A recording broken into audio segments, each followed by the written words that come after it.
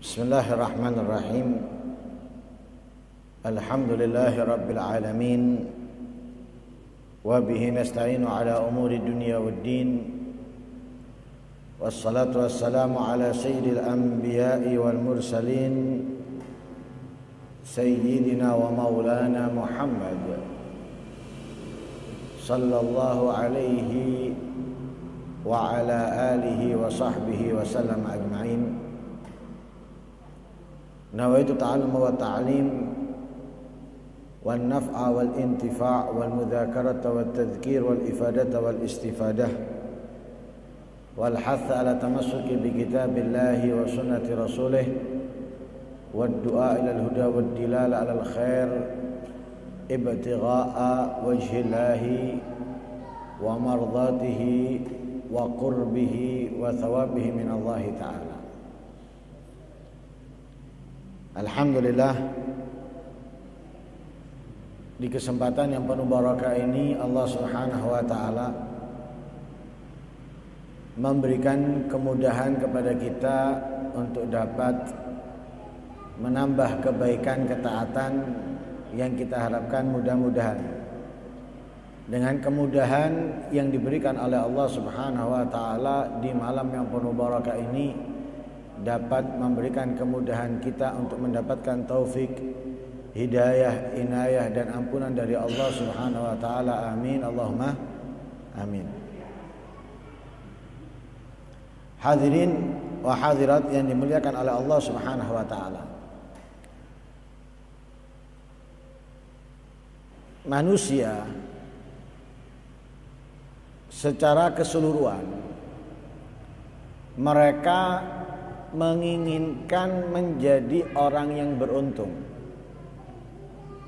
menjadi orang yang bahagia, menjadi orang yang sukses, dan nantinya tinggal di dalam surganya Allah Subhanahu wa taala. Karena kalau kita perhatikan tempat orang-orang yang bahagia dan sukses di akhirat, tempat yang sangat diidam-idamkan, tempat yang sangat diinginkan, menjadi cita-cita setiap orang.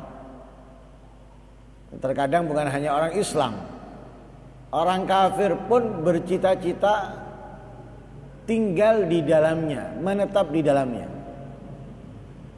Tidak ada satupun dari mereka yang menginginkan tinggal atau netap di dalam neraka. Semua. Kenapa kok mereka memilih surga? Kenapa kok mereka memiliki keinginan tinggal di dalam surga? Karena Allah Subhanahu wa taala menceritakan surga dengan begitu indahnya, dengan begitu istimewanya. Logika aja, dunia dengan akhirat. Kalau di dunia itu nggak abadi, kalau di akhirat abadi. Nah, kalau rumah di dunia nggak abadi dengan rumah di akhirat yang abadi, sekalipun sama atau bahkan lebih rendah kualitasnya, tetap lebih enak yang di akhirat. Karena apa? Abadi. Rumah sendiri dengan rumah sewa, ya enak omah dhewe daripada omah nyewa, sekalipun bagus. Karena apa? Karena kalau rumah sendiri kita itu nggak eman memperbaikinya kalau rusak. Tapi kalau rumah nyewa kita perhitungan. Itu logika. Makanya kalau dipilih surga atau neraka, semua milih surga. Karena Allah mensifatkan dengan sifat yang istimewa di dalam Al-Quran. Sehingga Nabi pun di dalam menyampaikan kenikmatan surga, beliau mengatakan, la ainun ra'at, wala udhunun sami'at, wala khatara ala qalbi bashar.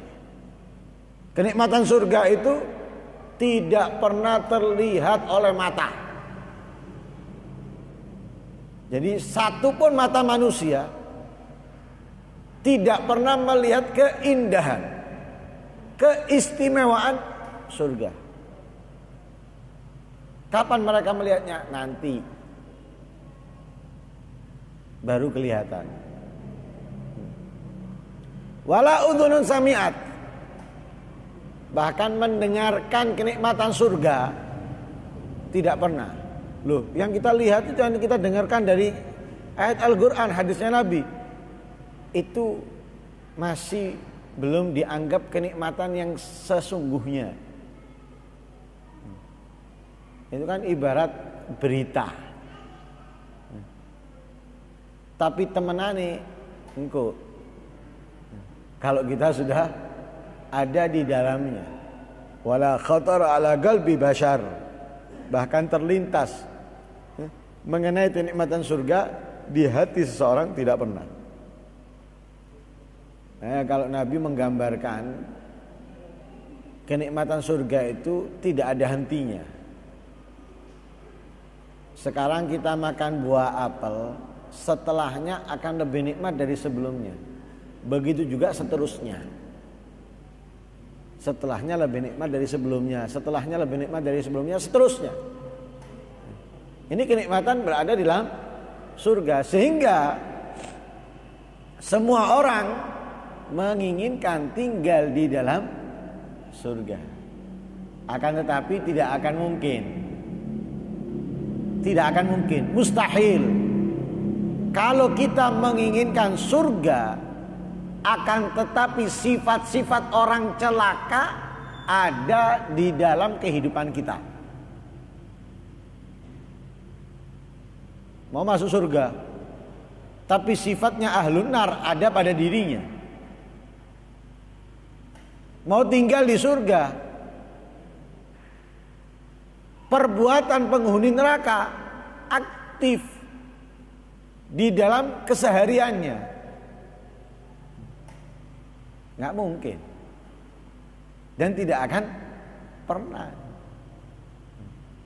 Jadi kalau kita memang benar-benar ingin surga, tinggal di surga, masuk surganya Allah Subhanahu wa taala, maka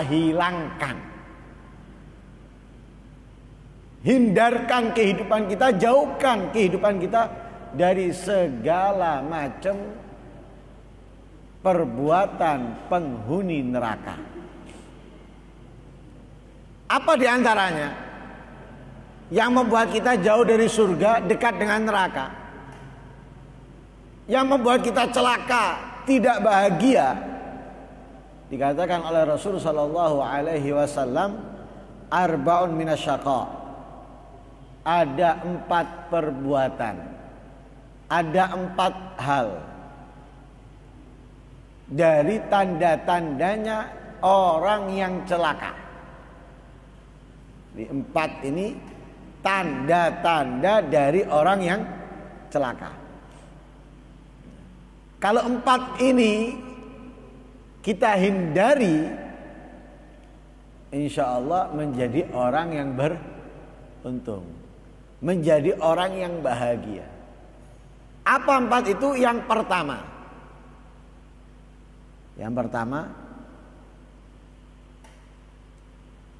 jumudul ain, bekunya air mata. Bekunya air mata.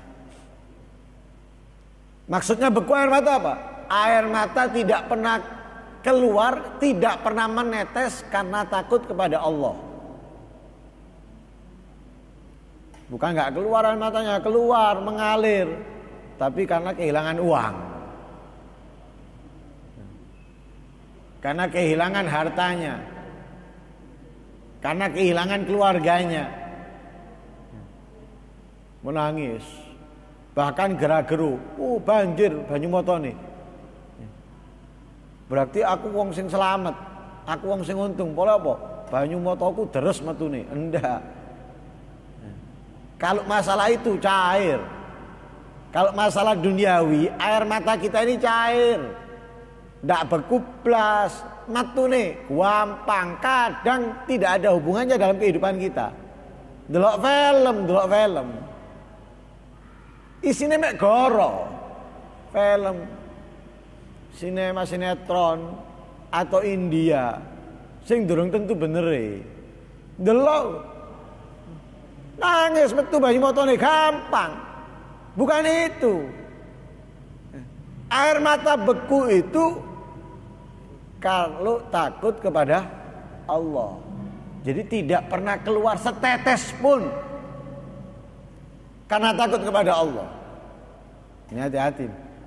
Menjadi sifatnya orang yang celaka.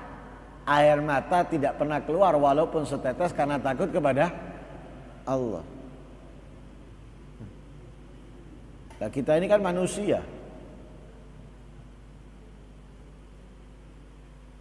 Di dalam keseharian kita memiliki kewajiban yang harus kita jalankan. Ketika kita tidak menjalankan apa yang menjadi kewajiban kita, kita akan disiksa karenanya. Kita akan diazab oleh Allah Subhanahu wa taala. Tapi kenapa kita tidak pernah takut akan itu? Kenapa kita tidak pernah menangisi hal itu? Padahal air mata ini lebih mahal, lebih berharga dari darah yang keluar fisabilillah. Air mata yang keluar karena takut kepada Allah itu jauh lebih berharga daripada darah yang keluar fisabilillah.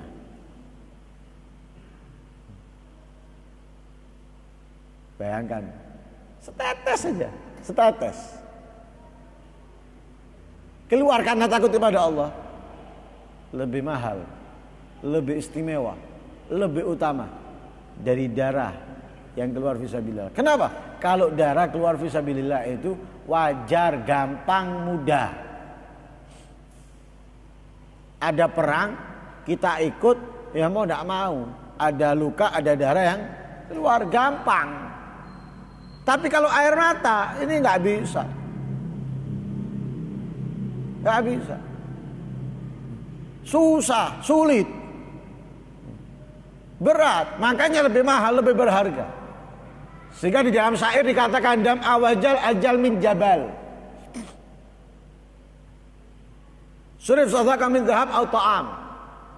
Dikatakan dalam sebuah syair, setetes air mata karena takut kepada Allah lebih mulia, lebih besar daripada gunung terbuat dari emas atau makanan yang semuanya disodakohkan.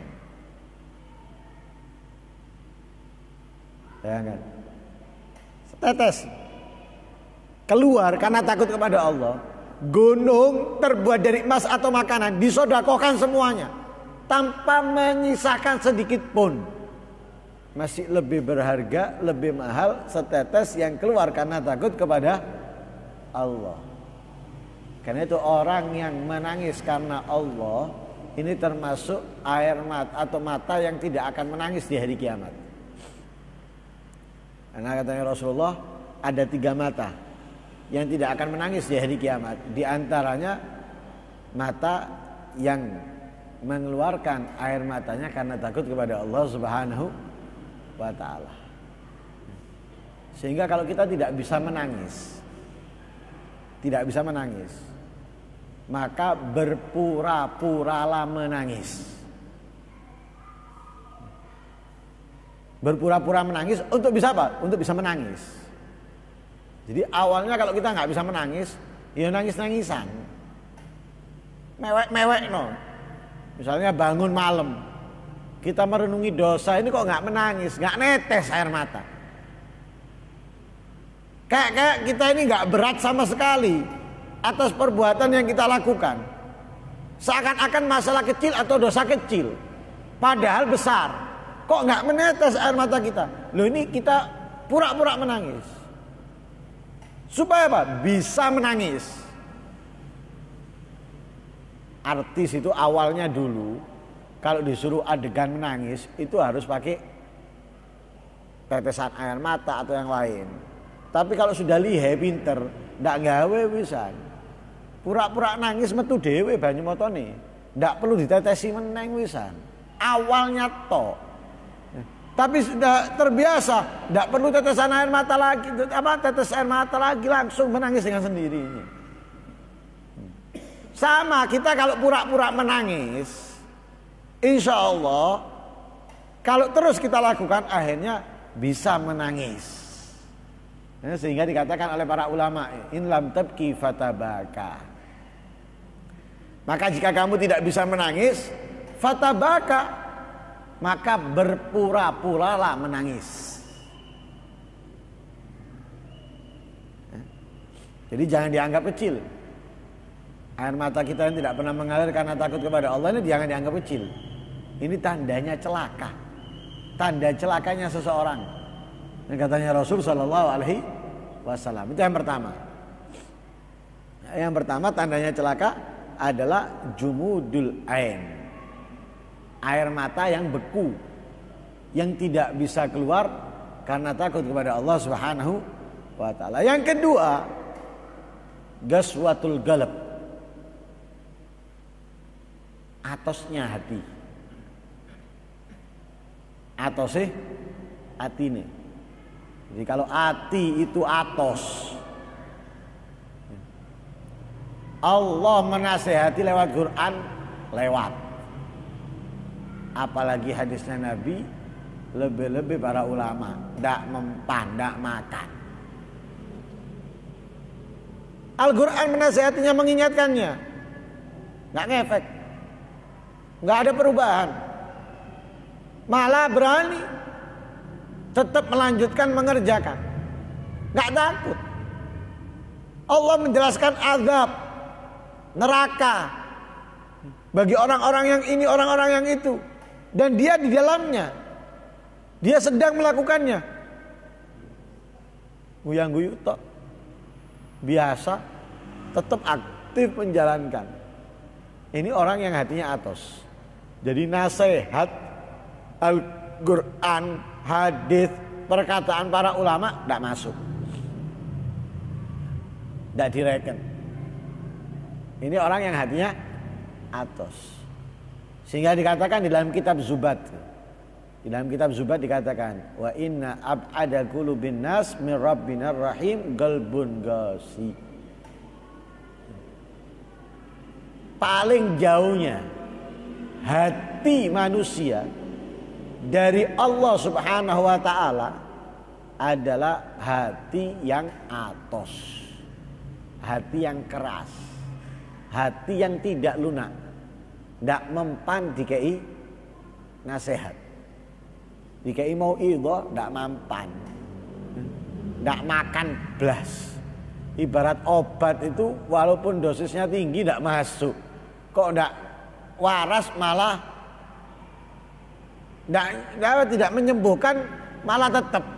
Padahal dosisnya sudah ditingkatkan, pancet sama.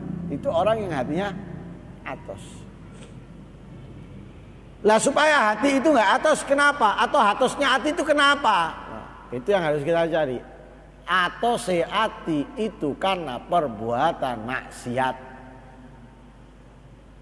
Atosnya hati karena kemaksiatan, karena kejelekan, karena kemungkaran yang kita lakukan, yang kita kerjakan sengaja ataupun tidak, mengerti ataupun tidak. Karena setiap perbuatan dosa yang kita lakukan, sekalipun itu kecil, membuat titik hitam di dalam hati kita. Kalau kita tidak bertobat dari perbuatan dosa tersebut, melakukan dosa yang lain, maka akan terdapat titik kedua. Begitu juga seterusnya, akhirnya hatinya itu dipenuhi dengan titik hitam, yang tadinya warna putih menjadi hitam. Lah kalau sudah hitam, sudah itu menjadi hatinya atos. Wis peteng-teng. Cahaya tidak bisa masuk sudah. Sulit. Nah, lihat, orang kalau tambah hari kemaksiatannya bertambah, tidak berkurang, semakin berat melakukan kebaikan, ketaatan. dijak ngelakoni api abot soro. Tapi lek dijak maksiat melakukan pelanggaran-pelanggaran enteng gampang. Ndak atik nolak, ndak atik mikir. Yo, siap. Nanti. Oh, lengkap, pertanyaannya lengkap. Kapan, di mana? Bahkan rela mengorbankan apa yang dia miliki. Tapi lek atine bersih, dijak maksiat antep abot soro. Dijak maksiat. Oh, antep. Tapi lek dijak melakoni api, semangat. Karena apa? Hatinya bersih. Lah orang kalau atos hatinya, wah, lam tanfa'hul mau'idhah. Nasihat sekalipun halus yang mungkin akan bisa diterima oleh setiap kelompok, setiap golongan, ini oleh dia enggak. Apa menang kasar, sing halus nemen ndak diterima. Kan umumnya orang kan seneng sing kalem-kalem, sing halus-halus. Biasanya sing halus-halus, sing kalem-kalem diterima. Lah ini orang yang hatinya atos, wes nemen kalem nih. Kalau boleh saya mengibaratkan entut diayak. Ya apa entut diayak? Entut itu wis halus. Iki entut diayak. Nemen halus ya, Ustaz. Enggak manfaat apa meneng dengan keras. Tambah. Ini orang yang hatinya atos wis gak iso wis. Dikandani pelan-pelan ndak kena, dikandani banter-banter ya ndak kena. Karena hatinya sudah atos.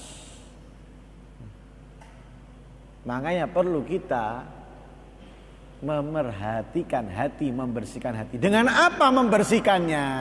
Membersihkannya tentunya dengan kebaikan, dengan ketaatan, dengan ibadah. Sebagaimana Rasul sallallahu alaihi wasallam bersabda, "Innal quluba la tasda'u kama yasda'ul hadid." Hati itu bisa berkarat sebagaimana besi. Besi itu kalau kena air khususnya cepet karatan nih. Ya kena air aja bisa berkarat, apalagi kena air.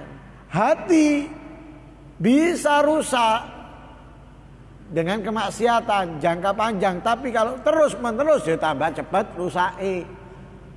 Lah hati itu bisa bersih, tidak berkarat atau jauh dari karat, katanya Rasulullah, dengan zikir dan Al-Quran. Dengan zikir dan Al-Quran. Lah zikir yang Rasulullah banyak menganjurkan untuk kita baca zikir di setiap harinya. Seperti yang diterangkan oleh Imam Ghazali di dalam kitabnya Bidayatul Hidayah. Itu kalau bisa membaca la ilaha illallah wahdahu la syarikalah lahul mulku wa lahul hamdu yuhyi wa yumiitu wa huwa ala kulli syai'in qadir. Itu minimalnya 10. Di situ ada 10 macam zikir yang disebutkan oleh Imam Ghazali di dalam kitab Bidayatul Hidayah. Untuk kita baca khususnya di waktu pagi itu 10 macam zikir. Kalau bisa setiap zikirnya itu 100 bagus. Berarti kalau per macamnya 100 berarti 1000. Kita baca zikir dengan zikir yang berbeda-beda. 100 zikir ini, 100 zikir itu dan yang lain sebagainya. Kalau nggak bisa, katanya Imam Ghazali, minimal per zikir 10. Jadi kalau per zikir 10 berarti kali 10, 100. Kurangi 100 itu. Kalau bisa 100, berarti kalau 10 macam kan 1000. Leda iso 10. Jadi mek 100, 100 hilang.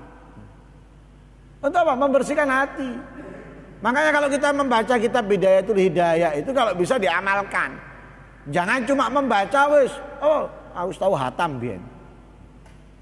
Di kitab ono oma, ono lemari. Wis pirang tahun ndak dicekel. Wis mulai hatam sampai saiki ndak tak cekel. Isine apa? Lali aku. Pokoknya tahu hatam, lu enak lek ngono. Diamalkan. Itu 10 macam zikir diamalkan. Untuk membersihkan hati. Al-Qur'an juga gitu. Yang aktif baca Al-Qur'an. Jangan baca Al-Qur'an itu pasaran. Pasaran pindah. ketemu Jumat lagi maca Quran. Ndak ketemu Jumat lagi prei Al-Qur'ane. Itu kalau masjidnya atau musolanya ngadakno hataman. Kan umumnya kan ngadakno hataman lek malam Jumat lagi atau Jumat lagi. Lek ndak ngadakno, ya ndak diwaca blas. Kapan macane? Ramadan tok. Ketemune Ramadan. Jangan, Al-Qur'an ini dibaca setiap hari. Walaupun hanya 1 lembar. Tapi bacalah setiap hari. Jangan nggak dibaca sama sekali, ketemune sak tahun pisan.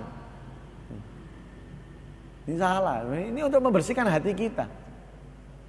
Lah sedangkan hati ini perlu dan penting kita perhatikan. Melebihi wajah kita. Kadang masalah wajah ini, waduh, sing elek diapikno. Irunge pesek, ngetokno dhuwit, dioperasi ceke mancu. Kulite elek, kurang bersih, kurang putih, mlebu salon ngetokno dhuwit. Cek putih.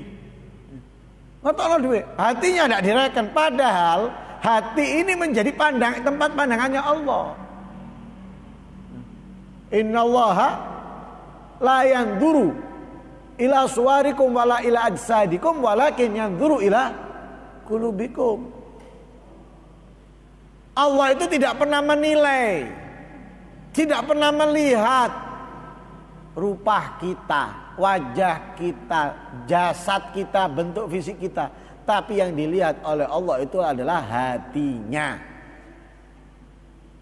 Lah kalau hati nggak kita perhatikan, baba rusuh, baba butek, baba lo ya celaka kita. Celaka, hancur kita, binasa. Salatnya enggak manfaat. Kenapa? Wah, hatinya peteng. Enggak manfaat salatnya. Lah salat itu untuk membersihkan hati. Lah kalau dengan salat kita enggak bisa bersih hati kita, lah berarti presakno. Apa iki kok enggak bersih hatiku iki? Sampai salat sik mikir iko. Salat sik mikir iki. Salat sik marah dengan ini, marah dengan itu. Lah kenapa ini? Sampai ngamuk ambek wong digawa-gawa nang sembayangi. Sembayang Allahu Akbar. Ono atine mesu, bangsat wong imang. Mari ngene delok mari sembayang. Tak parani meneng, enggak kuat aku. Sembayange misui wong. Padahal yang dilihat oleh Allah hatinya ini. Lah sembayang misui wong ya apa Allah ndeloke. Makanya perlu. Yang kedua ini, kita harus membersihkan hati. Nah, kalau tidak menjadi orang yang celaka. Tanda orang celaka yang kedua. Yang ketiga, tandanya orang celaka al-hirs. Orang yang tamak, orang yang rakus, orang yang nemen cintanya kepada dunia.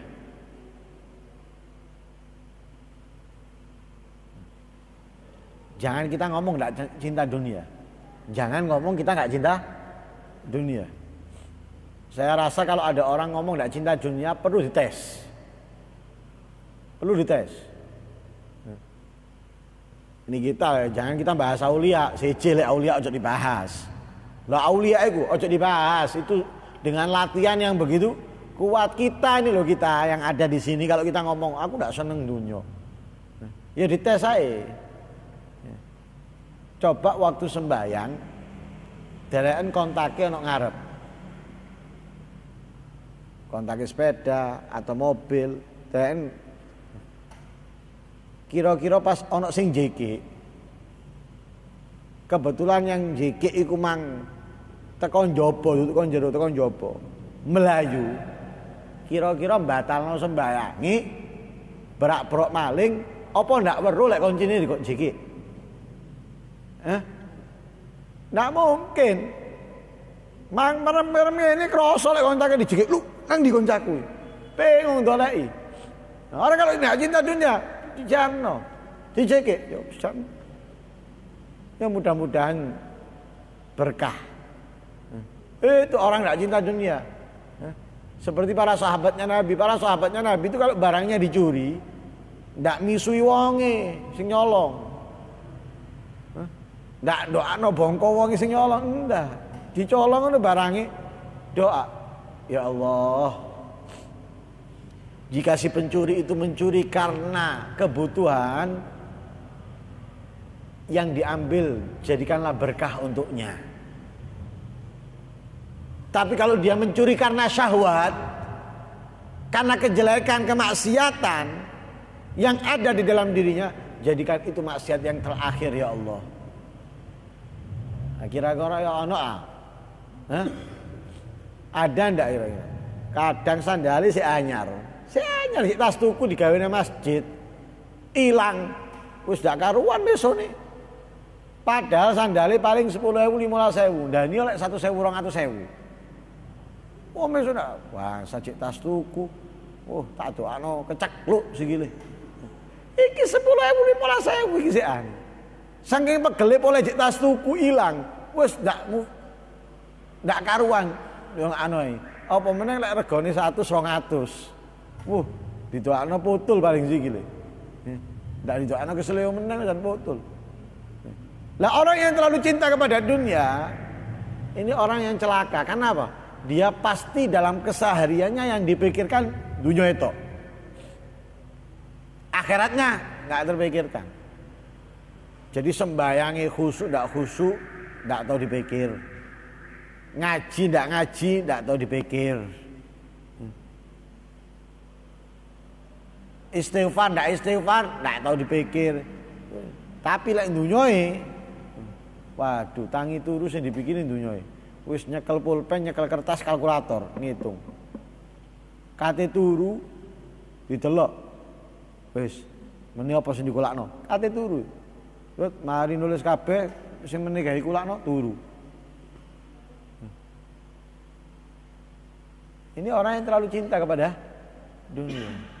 Loh kita bekerja, mencari nafkah itu boleh, bagus.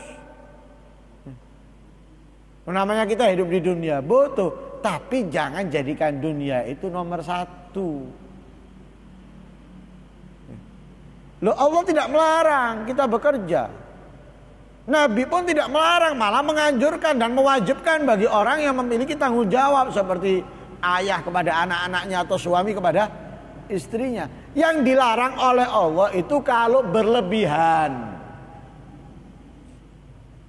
Apalagi sampai melalaikan kewajiban, itu yang dilarang oleh Allah. Nah, buktinya dalam ayat Al-Quran itu. Allah mengatakan apa? La tulhikum amwalukum wala auladukum an dzikrillah. Berarti apa? Boleh kita punya harta, tapi jangan sampai harta kita itu membuat kita lupa dari Allah, lupa Allah. Makanya Allah memuji sekelompok orang sekalipun memiliki pekerjaan, bisnis dan kekayaan, tapi tetap dalam ibadahnya luar biasa. Rijalun la tulhihim tijaratun wala bai'un an dzikrillah. Ada kelompok orang yang dagangnya, pekerjaannya, bisnisnya tidak membuat mereka lupa, lalai daripada kewajiban mereka, ketaatan mereka, ibadahnya mereka kepada Allah. Dipuji sama Allah. Jadi boleh, tapi jangan sampai pekerjaan kita, bisnis kita, dagang kita ini melalaikan kita dari kewajiban. Makanya dikasih batasan sama Allah, khususnya hari Jumat. Hari Jumat. Ini yang banyak terjadi kepada saudara kita ini. Hari Jumat itu kalau sudah azan pertama, sudah semestinya laki-laki tidak berjualan. Atau seorang perempuan jangan menjuali seorang laki-laki. Makruh. Makruh, tidak boleh. Makruh itu. Sudah semestinya dihindari. Apalagi kalau sudah azan kedua, haram. Kalau ada laki-laki dagang setelah azan kedua, haram. Walaupun sah. Jual belinya sah. Tapi hukumnya haram. Atau perempuan menjuali laki-laki yang wajib Jumatan setelah azan kedua, haram. Walaupun jual belinya sah tapi haram. Nah, kalau sudah haram, tidak berkah. Walaupun untungnya gede, tidak berkah, percuma. Jadi boleh, tapi harus kita hindari tidak berlebihan, sekedarnya saja. Nah, lihat para nabi, lihat para sahabat. Kalau memang dunia itu bagus, kalau memang dunia itu baik, kalau memang dunia itu indah, niscaya para nabi itu tidak ada yang miskin. Semuanya kaya-kaya, sugih-sugih. Tidak ada para nabi itu yang kelaparan. Tapi karena dunia itu tidak indah, sehingga mereka pun rela kelaparan daripada mendapatkan dunia dengan cara yang tidak benar atau yang berlebihan. Gak mau. Karena itu Allah tegaskan dalam ayat Al-Quran, walal akhiratu khairun laka minal ula. Allah tegaskan kepada Nabi Muhammad, akhirat itu sangat lebih baik untukmu daripada dunia. Dalam ayat yang lain, walal akhiratu khairu wa abqa. Akhirat itu lebih baik dan lebih abadi, lebih kekal. Nah, itu kan sudah menggambarkan bahwa dunia itu tidak disenangi oleh Allah, sehingga Allah pun lebih menyenangi akhirat dan dipilihkan akhirat untuk para nabinya dan orang-orang yang dicintai. Tapi kalau orang-orang yang dibenci sama Allah, dipilihkan mereka oleh Allah dunianya. Fir'aun, Sugih, raja lagi, Qarun, Namrud, Haman, dipilihkan dunianya sama Allah. Tapi para kekasih Allah, orang-orang yang dicintai oleh Allah, enggak, akhiratnya. Akhiratnya. Karena itu dikatakan dalam sebuah syair, tidak cinta dunia kecuali orang yang mata hatinya buta. Wala yahris 'alaiha siwa a'mal basirah. Adimal aql law kana ya'qil kana afkar.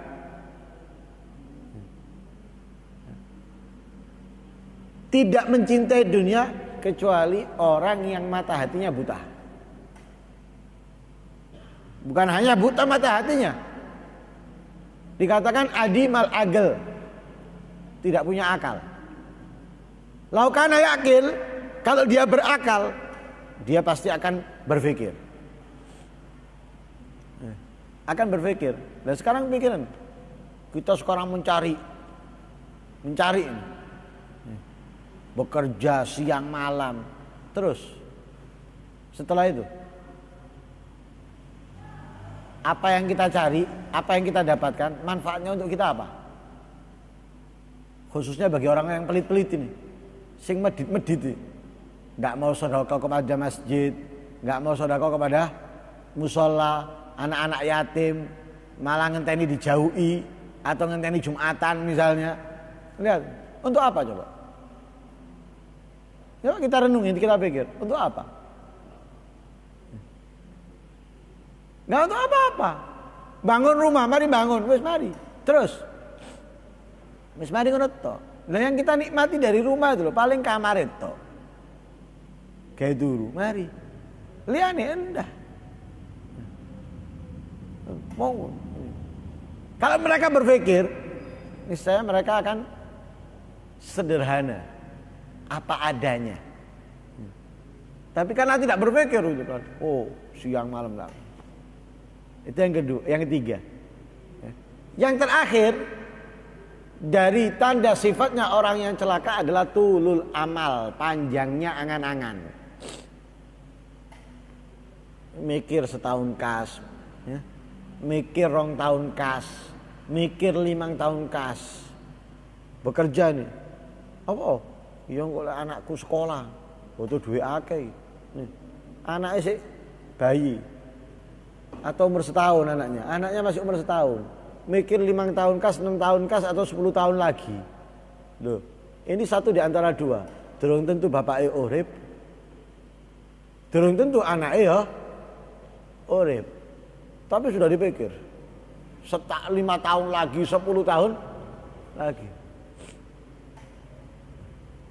Udah, jangan kita mikir hari esok, sekarang. Apa yang harus kita lakukan sekarang? Apa yang harus kita lakukan sekarang? Jangan nunggu besok. Mulai meniai, mulai embenai loh. Koyok yakin urip. Coba yang lebih tahu kita atau Nabi? Nabi itu Nabi Muhammad, kekasihnya Allah. Itu kalau batal wudhu langsung tayamum. Sekalipun air itu ada dan dekat. Kalau kita belajar ilmu fikih, tidak boleh tayamum kecuali tidak ada air. Itu pokoknya. Enggak, kita perlu pembahasan yang ada. Ono kadang ono banyu oleh tayamum, itu pembahasan beda lagi. Ini umumnya. Kalau ada air, tidak boleh kita tayamum, kecuali kalau karena sakit dan yang lain sebagainya. Loh, Nabi tidak sakit, batal wudhu tayamum Nabi. Para sahabat bingung. Loh ya Rasulullah, itu ada air ya Rasulullah. Katanya Nabi, aku tayamum dulu. Karena aku takut berjalan menuju tempat air. Karena aku takut sebelum melangkahkan kakiku sudah meninggal. Nabi dulu, Nabi nggak yakin sampai tempat wudhu itu seorep. Sehingga Nabi nggak mau meninggal dalam keadaan tidak punya wudhu. Tayamum dhisik Nabi. Nggak yakin orep. Loh kita ben yakin. Luwe hebat kok Nabi. Lebih sempurna dari Nabi nih. Makanya kita jangan besok lusa saiki. Sekarang ini gimana? Jangan nunggu besok lusa. Di dalam menjalankan kebaikan ketaatan sekarang. Begitu juga meninggalkan kemaksiatan. Jangan nunggu besok lusa. Saiki tinggal no. Jadi kebaikan itu lakukan sekarang, kemaksiatan itu tinggalkan sekarang. Jangan nunggu. Mulai meneh insyaallah. Harus tak rubah kabeh. Ojo mulai meneh saiki. Dan Nabi sudah menegaskan, "I'mal li akhiratika ka'annaka tamutu ghada." Katanya Rasulullah itu, beramallah untuk akhiratmu seakan-akan kamu mati besok. Dalam arti, tidak ada waktu lagi kecuali hari ini. Dan ini hari terakhir. Mau tidak mau harus saya lakukan, harus saya kerjakan. Tidak bisa saya tunda besok. Wes saiki. Tapi kalau urusan dunia, tundaan menimben tidak apa-apa. Kenapa? Masih ada waktu. Kerja. Prai saiki kesel aku, wis tak prai meneh tak buka. Tidak apa-apa. Masalah kerja. Kenapa? Besok ada waktu lagi. Tapi kalau untuk kebaikan, meneh ada waktu meneh. Saiki kudu tak lakoni. Itu yang diajarkan oleh Nabi SAW. Lah kalau kita panjang angan-angan, akhirnya nunda taubat.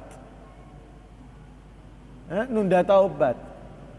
Kemaksiatan tetap dijalankan, taubat ditunda. Kalau panjang angan-angan. Akhirnya belum sempat taubat meninggal. Naudzubillah min dzalik.